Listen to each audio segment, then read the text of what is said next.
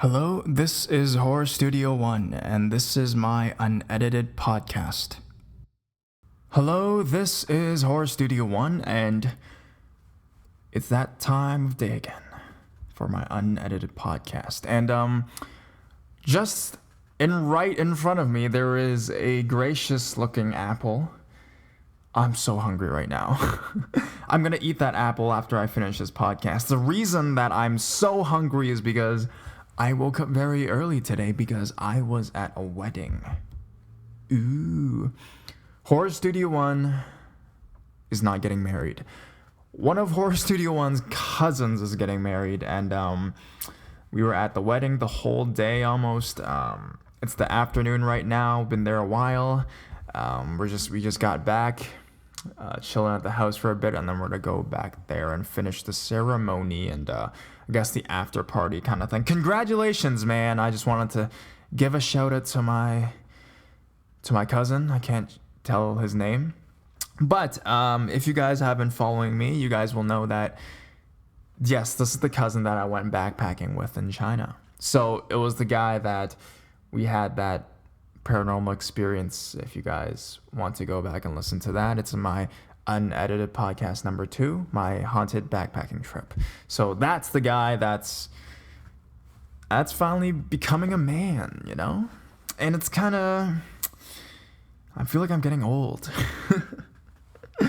Yeah, I mean, it's hard seeing your friends grow up, and it's even harder to see your cousins, enter a new stage of life, I guess, and you're still the same most of the time. I mean, granted, he is a few years older than I am, but it's just weird seeing people you knew as kids starting a family, and I mean, I feel happy, but it's just, it kind of feels weird, and I don't know. I would probably never get married myself. I guess I'm not at that age yet where I feel like I want to get married. I'm still pretty immature, I think.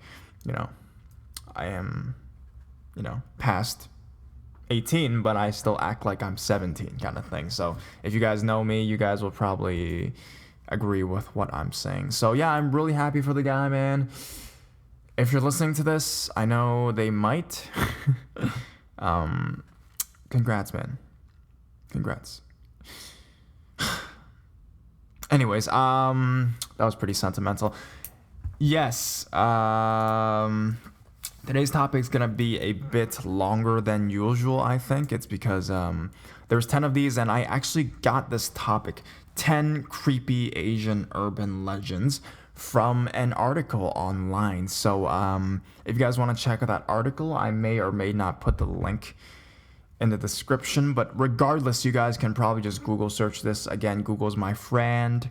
We're all very good friends with Google. Just use Google. Google's great, See how I'm advertising for the company? Well, dude, Google AdSense pays me, basically. So, it's like my boss at the moment kind of thing. So, yeah, I love Google. Anyways, I'm going to talk a bit about... Actually, I kind of get the gist of the urban legends that we're going to talk about, but I haven't fully read every single one of them. For one of them, I already know that it's not an urban legend. That actually fucking happened. It's like number 4 or something, because I've made a video on it, and it's happened. I don't know if you guys know which one I'm talking about. You guys might be able to guess which one I'm talking about, but stay tuned. I'm going to talk about that, and that's not an urban legend. That actually happened. So these may not all be urban legends. They may have actually happened. So we don't know. I'm just going to try to dive right into it. I'm not going to make this too long of a video. I'm guessing if I don't start now, it's going to end up to be a 40-minute video, because there's 10 of these and the paragraphs are long, and I'm going to narrate them for you. No music, nothing, just me, and then I'm going to maybe talk a bit about them as well. So here's the cutoff point where you guys always want me to frig. Okay, so 10 creepy Asian urban legends. I actually found this article a long time ago. It was posted by Petros Bojo on April 26, 2014. The website is top10s.net, so you guys can go check that out. And there are 10 of these with different countries, so you know how I love Asian horror. I was really addicted to this, and I wanted to make a video, actually a serious video, but I realized maybe not just talk about it, and I can still do narration that I'm going to do for you guys. So here we go. Number 10 is called The Sweet Girl of Ankle Bridge, and it is an Indonesian urban legend. This legend revolves around the ghost of Mariam, a girl that is sent to haunt Ankle Bridge in Jakarta, Indonesia. The locals believe that her ghostly presence in Ankle Bridge is the reason behind the many traffic accidents in the area. The sad story of Mariam has its roots from a tragic incident that was said to have happened in the early 1800s. The story goes that Mariam was a servant of a wealthy old merchant. When she was 16, her beauty captivated the wealthy merchant so much that he wanted to have her as his concubine. Such a fate was unthinkable for the young maid, thus she decided to run away instead. While Mariam was wandering around, looking for a new place to stay, another rich old guy took notice of her beauty, and made some advances, which Mariam rejected. Angered by her rejection, he went after her with some of his thugs. Poor Mariam was raped and killed by her suitor, who dumped her body in a nearby rice field. Holy shit. There have since been many reported sightings of a ghostly woman near Ankle Bridge. Those presence is said to cause traffic accidents to any male motorist passing by. Jesus. Wow, I'm just curious, how beautiful is this girl? Two wealthy merchants wanted to, and she was 16, bros. It's like a deep web story all over again. Anyways, yeah, that's pretty fucked. Number 9, cosmetic sesame, and it's from South Korea. The story goes that there was once a girl who was extremely conscious of her looks. She was determined to always look beautiful and would try any beauty secret at hand. One day, she heard about a new beauty treatment from someone who professed that it was very good for the skin, leaving it smooth and silky. The treatment involved mixing sesame seeds in the bathwater and immersing in it for a couple of hours. The girl was excited to try it out and rushed home to give it a go. When several hours had passed and the girl did not come out from the bathroom, her mother began to worry. But every time her mother asked the girl to come out already, the reply would always be, just a moment. Oh yeah, I've read this before. In the end, the mother could no longer contain herself and forced open the bathroom door and was shocked at what she saw. The sesame seed had dotted her daughter's body. It had grown roots and latched onto her skin between every wrinkle and every pore. The girl, mad with grief for her loss of beauty, was sitting in a corner and frantically trying to remove the seeds with a toothpick. So the sesame seeds had, grown from her pores, and she was pissed, so she's using a toothpick to pick the sesame seeds from under her skin, and thus causing her whole body to obviously be bleeding. That's gross as fuck. There's a picture there as well of a girl. The one I heard was very similar. It was also a Korean legend. Extremely similar. The concept is really similar for beauty, blah, blah, blah. And the girl actually drank or sesame seeds or something like that, but they turned out to be maggots. So she had it in her skin or inside her body, I don't know, and basically they were sprouting eggs, maggot eggs on her skin, and they were popping. Yeah, that's a very similar one I heard. Okay, number 8, Simeon Bernardo's tomb, and it's from Philippines. In one of the cemeteries in Malabon, Philippines, a statue atop a tomb has been the center of national attention for decades and is the source of a creepy urban legend that has terrified adults and youngsters alike. Dong Simeon, who died in 1934, personally had the statue made by an artisan before his death and had instructed his children to put it on his tomb. The statue depicts Satan triumphant over Saint Michael the Archangel. What makes the whole thing even creepier is the stone tablet right beside the statue, which contains a dialogue between Satan and Saint Michael, where Satan proclaims dominance over the world and mankind. For such a deeply Christian country, the very thought of Satan triumphant, and that someone even had the gall to make a statue of it, was just too much. Thus, it spawned many stories that were passed around over the years. The elderly folks living near the cemetery swear that the statue placed by Don Simeon was just a small thing to begin with, but it kept growing each year. Also, at night, the statue of the devil is said to come alive and haunt anyone who loiters around the cemetery. This is said to be the reason why the statue was subsequently encased in an iron cage to protect the people from its devilish antics. A documentary done by a national TV station about the statue and its owner had shed some light on the legend. As it turns out, the statue appeared to grow because the original statue was destroyed by vandals and was replaced by a bigger one. Okay, so it didn't grow. Despite the efforts of the Bernardo family to dispel the rumors, many folks still believe the legend. After all, a good story is always worth believing over some dreary truth. I always believe that as well. That makes kind of sense to me. Just a word to you guys. It's the first time I'm reading these, so I'm just trying to give you guys the most true reactions of myself. I'm not even gonna sure. So we have 7, 6, and then 5, 4, 3, 2, 1. I might just do a part 2 of this actually, because 7, 6 seems pretty long, and I don't know. We'll see how this goes. So I guess I'll have to change the title. Whatever. Number 7, and I have read number 7 before. This one's really creepy. It says number 7, Curse of the Red Room, and it's from Japan. And by Red Room, I thought they were referring to the Red Room from the deep net, the deep web. If you guys don't know what that is, come on, man. If you guys are watching me, I talk a lot about that shit. And just go do some researching on your own. It's pretty gross. Fine, I'll tell you guys. So the Red Room is basically the place on the deep web where individuals are dragged in and then murdered on camera. Why are we talking about deep web again? We always go back to the deep web. Fuck. Okay, the Curse of the Red Room in Japan, it's number 7.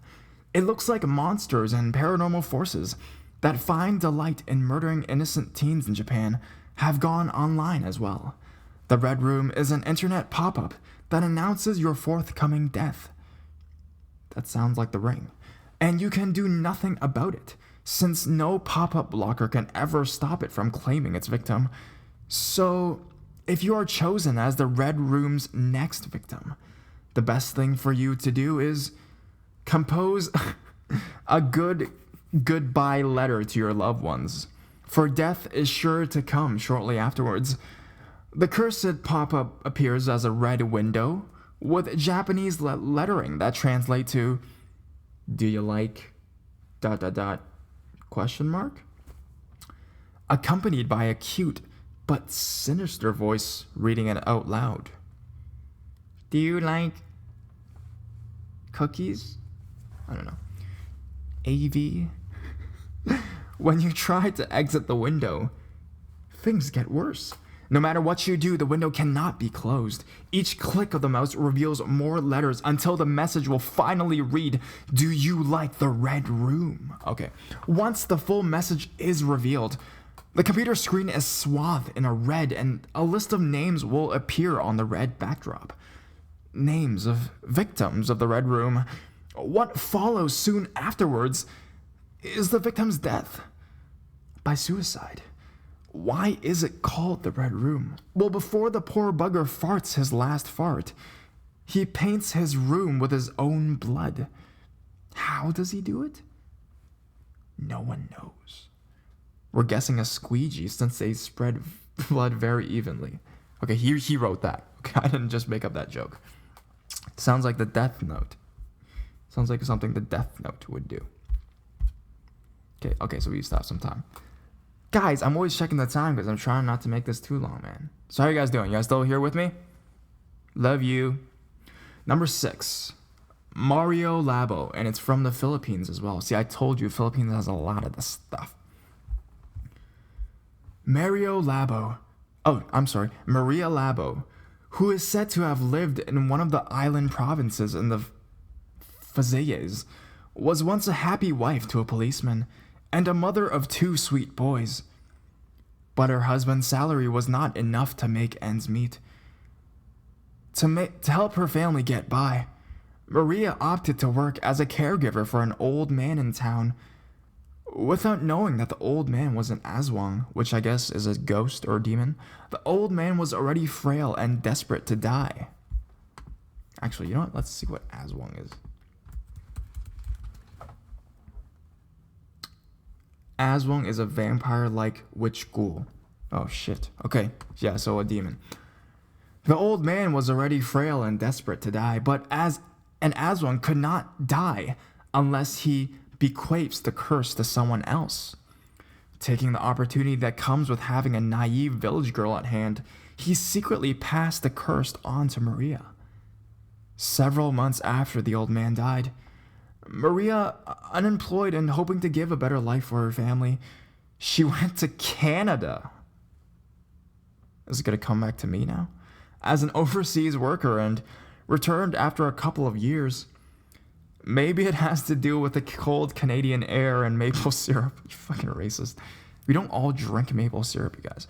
For it was only when she returned that the curse started manifesting itself. Fuck you. Fuck you, guys. Her hunger for human flesh. Yeah, so in Canada. Fuck, man. You guys are right.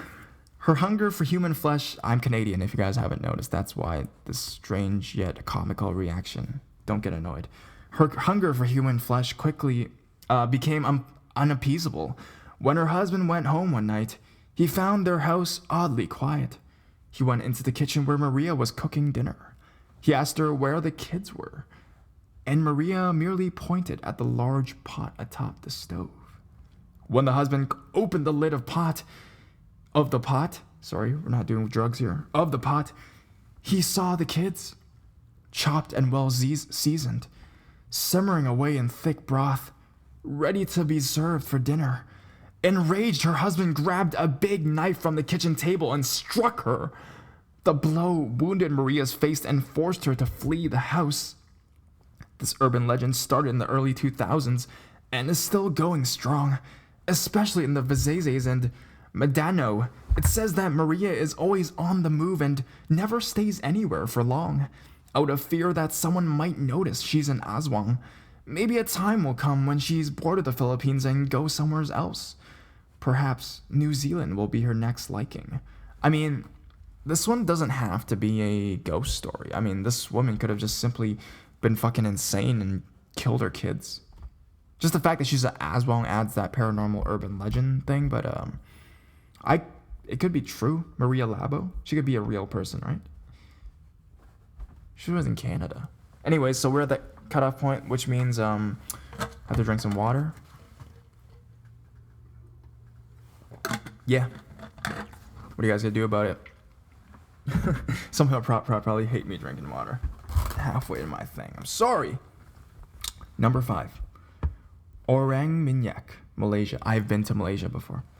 Orang Minyak, oily man, is a ridiculous urban legend that would make any self-respecting Japanese porn director angry for not thinking of the idea first and making a movie out of it. This guy's fucking hilarious. I love him.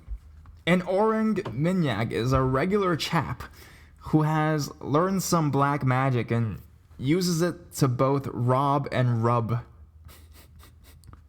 Sounds like I wrote this. With powers granted by Satan himself, he covers his whole body in a black oily substance that makes him practically invisible at night. I know where this is going. And makes breaking and entering easy as pie. Oh yeah, apparently the Orang Minyak can also crawl up walls and the sides of tall buildings, as well as jump long distances on rooftops, making him kind of a sleazy Malaysian version of Venom. The Orang Minyak apparently does not have the usual modus operandi of most monsters. He has no appetite for blood and guts, preferring instead to molest teenage girls and steal expensive appliances. He might not kill people, But who would not be scarred for life if you wake up one night with an oily man groping your privates and then stealing your laptop and new iPhone? What makes things creepier is that unlike other urban legends, the Orang Minyak is still pretty much active in his career, with sightings being reported as recently as 2012. In that incident, the Orang Minyak terrorized an entire village for a couple of weeks. This does not sound like a demon. This sounds like a real person. Anyways, number 4, the Hello Kitty murder of Hong Kong, China. See, I talked about this in my earlier videos. Go check it out. I made it super creepy. This fucking happened, bruz. It's not an urban legend. Do I still need to read this? Okay, I'll just read it. In 1999, Hong Kong was horrified to hear the details of a grisly murder that happened in the 3rd floor apartment in Granville Road 31. The victim was a 23-year-old nightclub hostess, Fan Man Yi, who was abducted by 3 men and captive for more than a month. During the time of her captivity, Miss Fan was tortured mercilessly almost every day until she died. Her body was chopped to pieces and disposed along with the household trash. Her decapitated head was then sewn inside a Hello Kitty doll. And since the media are not known for their subtlety, the crime was dubbed the Hello Kitty murder by the press. For several weeks, authorities were oblivious to Miss Fan's murder until a 13-year-old girl, a girlfriend of one of the murderers, 13, went to the police complaining that she's haunted by the ghost of a woman her boyfriend helped kill. The police just dismissed the statement of the girl, but she was persistent. Shouldn't they arrest the boyfriend first? She's 13. Deciding that it would be less of a hassle to check the story than be berated by an angry teenager. What? They inspected the address given and were horrified with what they saw. The suspects were quickly rounded up and given life sentences, but the story did not end there. In the months following the murder, CCTV cameras of nearby establishments captured image of a female form lurking in the shadows. Reports of eerie sounds and ghostly flames abound. Due to the ghostly hauntings, the tenants moved out and no one else seemed interested to move in. The owner of the building was forced to close it down and finally demolish it in 2012. Actually, I guess the urban legend part is the ghost. But the one thing they forgot to mention, which I thought they were gonna say was the urban legend, but I'm pretty sure did happen, was the decapitated head of the victim. It was basically put in this soup and put in like a broth soup. Like they cooked the head of the victim and they ate it and they drank it. I don't know if they drank it or they poured it out, but basically they were making human head soup because they were trying to rid the evidence. So that they didn't put that down there. I don't know why. This is a very graphic detail. It's really horrible detail. So yeah, that I'm pretty sure that happened, and it was, I think they showed it in a movie as well. So yeah, but that whole case was not an urban legend. The case itself happened. I guess the urban legend part is the ghost that apparently they have cited. So the number 3 is pretty long, and I've never heard of this one before, like most of them. It's the midnight bus in Beijing, China. A young man was on his way home late one night. The streets were empty except for the occasional motorist, and the only one at the bus stop with him was an old man. Some say an old woman. The midnight bus arrived and they boarded it without any fuss. The old man took a seat near the front of the bus while the young man sat a couple of rows behind him. There were no other passengers with them. After a while, the bus stopped and 2 new passengers climbed aboard and sat behind the driver's seat. Several minutes later, the old man suddenly stood up and confronted the young man. This sounds like a viral video that I watched before. He looked angry and accused the young man of stealing his wallet. The young man was angry at being accused of something so preposterous. The argument became more heated until the old man angrily declared that both of them must get off the bus and settle their argument at the nearest police station. The young man at first did not want to go with the old man, but then relented just to settle the matter and prove his innocence. This is the long one. When they got off and the bus zoomed away, The young man was startled to see that the old man was no longer angry. In fact, he looked relieved. When he asked the old man what it was all about, the old man answered, "I just saved both our lives." To which the young man responded with a confused, "Huh? Did you see the two passengers?" "Yes, so what?" replied the young man, still miffed and bewildered. "Well, unlike you, I took a closer look. They have no feet. They were just floating on air. Those two were ghosts." The next day, the news was all about the midnight bus. It had gone missing along with its driver. For several days, the police tried to locate the bus and finally found it was more than 100 kilometers away from its original route. Inside the bus was the badly decomposed body of the driver. The authorities were even more perplexed and horrified when, upon checking the tank, they found blood instead of petrol, the gas. There were several versions of this legend going around, but this is one of the more famous versions. There is even a version which the murdering ghost being that of a young girl, and another with Qin dynasty officials. Take whatever version will suit your fancy. But one thing is clear. Bus rides in Beijing may be worth more than the fare. Just fucked up that last dramatic sentence. I'm sorry. That's fucking creepy. I got chills reading that one. I'm kind of getting into the mood of reading true ghost stories now. I'm kind of freaked out. The second one, number 2, has a really creepy picture. Tomino's Hell, Japan. Another creepy tale from Japan. And like the Red Room, it involves a curse. The legend is about Tomino's Hell, a poem which, in a book called The Heart is Like a Rolling Stone, written by Yomota Inuhiko. It is said that anyone who reads the poem aloud will be cursed to suffer just like Tomino. Some believe that the curse is only to suffer terrible accidents, while others say death will surely follow. Well, I mean, in life, death is always surely following. Hardly anyone, well, that wasn't part of the article. Hardly anything is known how this particular urban legend sprouted from the darkest pits of Japanese imagination, but the mystery only adds more creep factor to the whole legend. The poem itself is a horrible read. It conjures very dreadful and very graphic images that slowly shred apart the reader's heart. Unless, of course, the reader has no heart to begin with. If anyone wants to read the English version of the poem, you can read it here. Let's just fucking read it. See what this shit is about, Mars. It's not real. There'll be no tragic accident. Earn money on short links. Damn it, ads. Hate advertisements. Alright. Come on, bros. Alright, skip this ad.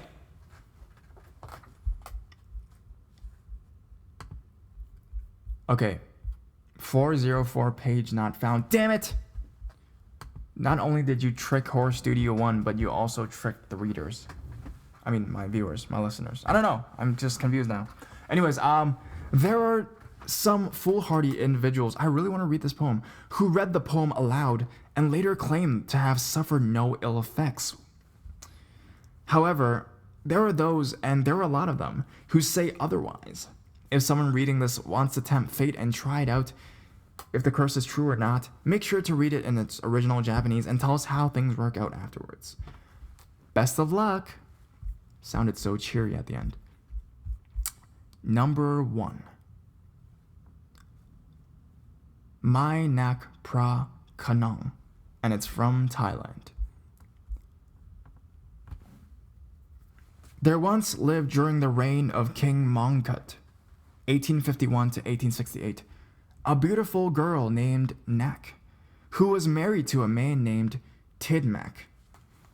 The love between Nak and Tidmak bore fruit, and soon Nak was heavy with child. But as the fate would have it, Tidmak was called to serve in the army, forcing him to leave his pregnant wife. While Tidmak was away, Nak suffered a fatal complication while giving birth and died along with her child. But due to her deep love for her husband, Nak refused to cross over, instead remained as a ghost in their house. So the wife died. While Tidmak returned home, still blissfully unaware of his wife's death, he found his beautiful wife and child waiting for him. Not wanting his husband to know of her deathly situation, Nak killed anyone who attempted to warn her husband that he was living with a ghost. And for a time they lived a full life of happiness and love, plus the occasional brutal death of noisy neighbors. Fuck, that's horrible. But Nat could not have it her way for long, as fate again intervened to stop her murdering shenanigans. One day, as Nat was preparing lunch for her husband, she accidentally dropped a lime off the porch. She quickly reached out to catch the lime, but in her haste, she overstretched her arm, elongated it to an inhuman proportions. Apparently, Thai ghosts are like Mr. Fantastic. Alright, my hand just moved and hit something. Just trying to do that action for you guys, but no one can see me. Sad. Unbeknownst to Nak, Tidmak saw the whole thing and at last realized that Nak was a ghost. Fear gripped Tidmak, who did not want to spend his life hitched to a ghost. He fled their house that night and took refuge inside a holy temple so that Nak could not chase after him. When Nak realized that Tidmak had fled, her grief knew no bounds. Grief quickly turned to anger, and she went on a murdering rampage. Her neighbors got the brunt of her wrath, and dozens died by her hands. Wanting nothing more to do with her, the neighbors hired an exorcist to lock her up in an earthenware jar, Asian Ghostbuster style, and tossed the jar over the canal. For years afterwards, the village was at peace. But the story does not end there. Several years later, someone accidentally fished out the jar from the canal and unwittingly released the ghost of Nak. The one who vanquished her this time was the famous Buddhist named Samdej To, who imprisoned her spirit in the bone of her forehead and bound it on his waistband. The priest from The Exorcist should really take a lesson from this guy. When Samdej To died, the relic was said to have passed on to the royal family to make sure Nak would not be released to do harm ever again. Imagine that. She has the royal family as her jail wardens. Good stuff, man. So, there you have it. Top 10, or just 10 creepy Asian urban legends. So those are just a quick... Actually, the last one, the Thailand, I know they made a movie about a very similar... They made a horror movie, but it was actually a horror comedy, and it is actually the highest grossing Thai movie ever. And if you guys want to check that out, it's basically inspired by this story. Same stuff. There's a woman who died, her husband who doesn't know that she died, and it's I watched it. It was pretty funny, even though not knowing the language.